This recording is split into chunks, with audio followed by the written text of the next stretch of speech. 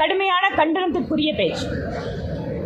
தொழில்துறை அமைச்சர் திரு டிஆர்பி ராஜா அவர்கள் வாய்ப்பு கிடைக்கின்ற போதெல்லாம் அவர் மட்டுமல்ல, அவருடைய அமைச்சரவையினுடைய சகாக்கள், திராவிட முன்னேற்ற கழகத்தினுடைய பல்வேறு மூத்த தலைவர்கள் கூட வட இந்திய தொழிலாளர்களை பற்றி, வட இந்திய மக்களை பற்றி அவதூறாக, அவமரியாதையாக பேசுவது என்பது இது முதல் முறை அல்ல. அதிலும் குறிப்பாக அவர் வட இந்திய பெண்களை பற்றி பேசுகின்ற பொழுது ஒன்றை புரிந்து கொண்டிருக்க வேண்டும். ஆரம்ப காலம் தொட்டு, ஏன் வேத காலத்திலிருந்து கூட பெண்களுக்கு என்று ஒரு தனி சிறப்பான இடம் நம்முடைய இந்திய வரலாற்றிலே, கலாச்சாரத்திலே கொடுக்கப்பட்டிருக்கிறது. அதற்கு பின்பாக கூட நாட்டினுடைய சுதந்திர போராட்டம் ஆகட்டும், அல்லது சமுதாய மறுமலர்ச்சிக்காக பாடுபட்ட பெண்கள் ஆகட்டும், வட இந்திய பெண்களும் மிகுந்த முக்கியத்துவம் இந்த வரலாறு ஞாபகம் வைத்துக் கொள்ளக்கூடிய அளவிலே பங்களித்திருக்கிறார்கள். இதில் 2 விஷயத்தை அவருக்கு நான் ஞாபகப்படுத்த விரும்புகிறேன்.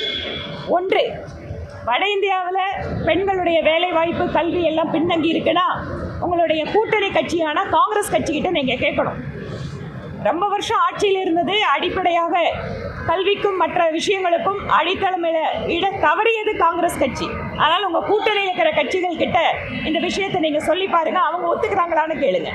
இரண்டாவது, கடந்த 11 வருடங்களாக மிக முக்கியமான திட்டங்களான கழிப்பிட வசதியாகட்டும், அனைவருக்கும் வீடு திட்டம், அனைவருக்கும் வங்கி கணக்கு, தொழில் தொடங்குவதற்கான பெண்களுக்கான சிறப்பு திட்டம் முத்ராவில் இருந்து இன்றைக்கு கோடிக்கணக்கான பெண்கள், அதிலும் குறிப்பாக லட்சாதிபதி பெண்கள், சுயஉதவி குழுக்களுக்கான தொழில் உதவிகள் என்று இன்று இந்திய பெண்கள் அடுத்த தளத்திலே வேகமாக பயணித்துக் கொண்டிருக்கிறார்கள். இந்திய பெண்கள் அதிகாரத்தை நோக்கி நகர்கின்ற இந்த வேளையில் தங்களுடைய அரசியலுக்காக, வடக்கு தெற்கு என்ற பிரிவினை அரசியலுக்காக வட இந்திய பெண்களை அவமானப்படுத்த வேண்டாம் என்பது எங்கள் கோரிக்கை.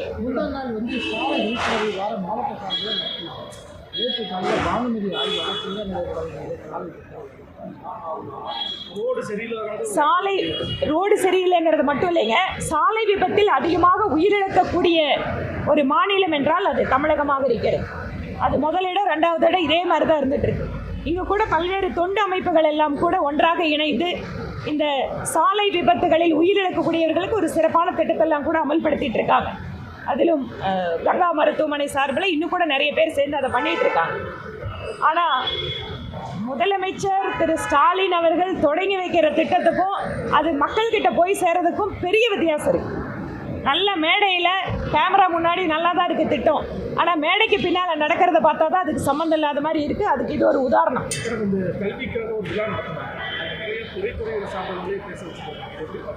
இது இன்னொரு டிராமா அரசாங்கத்தோட இன்னொரு நடவடிக்கை. அவங்களுக்கு தேவைப்படக்கூடிய இல்லை முக்கியமான நபர்கள் அவங்களெல்லாம் கூப்பிட்டு கல்வியை பற்றி பேச வச்சிருக்கிறது. இன்றைக்கி எத்தனை பள்ளிக்கூடங்கள், அரசு பள்ளிக்கூடங்கள் மூடப்பட்டிருக்கு, இது உங்கள் சாதனை. இன்றைக்கு பள்ளிக்கூடங்களில் அடிப்படை வசதிகள் இல்லாமல், அதிலும் ஆசிரியர்கள் பற்றாக்குறை, வேலையாட்கள் பற்றாக்குறை, வகுப்பறைகள் இல்லாமல் மரத்தடியில் பாடம் நடத்துவது, ஆசிரியர்கள் பாலியல் தொந்தரவு கொடுப்பது குழந்தைகளுக்கு, பெண் குழந்தைகளுக்கு பாதுகாப்பு இல்லாத சூழ்நிலை, பள்ளிகளிலேயே ஜாதி ரீதியான மோதல்கள் மாணவர்களுக்கு இடையில. இதையும் கல்வியில் சிறந்த மாநிலத்தில் சேர்த்துக்குவாங்களா அவங்க? அப்போ இதெல்லாம் அவங்களோட டெஃபினேஷனில் வராதா? இது மக்களை ஏமாற்றுறதுக்காக நாடகத்தில் கொஞ்சம் சினிமாக்காரங்க, நான் சினிமாக்காரங்கன்னா மரியாதை குறைச்சலாக சொல்லலை, துறைக்கு சம்மந்தமே இல்லாதவங்களை கூப்பிட்டு நீங்கள் விளம்பரத்துக்காக இந்த நாடகத்தை நடத்திட்டு இருக்கீங்க. கொஞ்சம் கொஞ்சமாக உங்கள் நாடகத்தினோட அந்த போடுற மேக்கப் எல்லாம் கலைஞ்சிட்டே வருது திமுக கவர்மெண்ட்.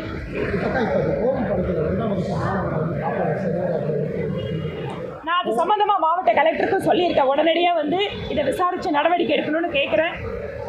குழந்தைகள், அதுவும் ஆதரவற்ற குழந்தைகளை இந்த மாதிரி வன்முறை கிழக்காக்குவது ரொம்ப மனசு வேதனையாக இருக்குங்க. நிறைய இடத்துல பார்த்தீங்கன்னா என்ஜிஓஸ் நடத்துகிற அந்த அனாதை காப்பகங்களோ, குழந்தைங்க இருக்கிற இடத்துலையோ, இல்லை இந்த மாதிரி பீரியாடுக்கெல்லாம் சூப்பர்வைஸ் பண்ணலன்னா இந்த மாதிரி தவறுகள் நடக்க தான் செய்யும். ஒருபுறம் தமிழக அரசுகள் கடுமையான சாடல்கள் திமுகவுக்கு இது ஒன்றும் புதுசு இல்லைங்க.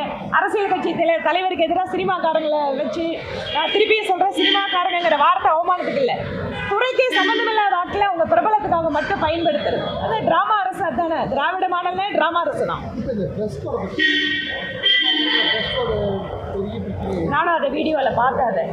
அதாவது உடை அப்படிங்கிறது நிச்சயமாக ஒரு தனிப்பட்ட விருப்பு தான், அதில் சந்தேகம் இல்லை. அது அந்த மாதிரி அவங்க வந்து அப்படி பிஹேவ் பண்ணுறது ரொம்ப அதிர்ச்சியாக இருக்குது. நீங்கள் வந்து பூ வாங்குற பெண்கிட்ட வந்து உடையை பற்றி பேச வேண்டிய அவசியம் இல்லை. அதே மாதிரி பொது வெளிகளில் அப்படின்னு வரும்போதும் ஒரு ஆடைக்கு அப்படின்னு சொல்லிட்டு ஒரு கண்ணியம் அப்படின்னு இருக்குது. இண்டிவிஜுவல் சாய்ஸஸ் தான் நாம ஃபாலோ பண்ண வேண்டியது. டயா பூஸ்டர் சுகருடைய ரிமோட் கண்ட்ரோல் இனி உங்க கையில. அனைத்து மருந்து கடைகளிலும் கிடைக்கும். செய்திகளை உடனுக்குடன் தெரிந்து கொள்ள கீழ்க்கண்ட கேபிள் மற்றும் டிடிஹெச் நெட்வொர்க்குகளில் எம்நாடு செய்தி தொலைக்காட்சியை காணுங்கள். பாதகம் செய்பவரை கண்டால் நாம் பயம் கொள்ளலாகாது பாப்பா. மோதி மிதித்து விடு பாப்பா, அவர் முகத்தில் உமிழ்ந்து விடு பாப்பா. அண்மை செய்திகளை உடனுக்குடன் தெரிந்து கொள்ள இணைந்திருங்கள் எம்நாடு தொலைக்காட்சியுடன்.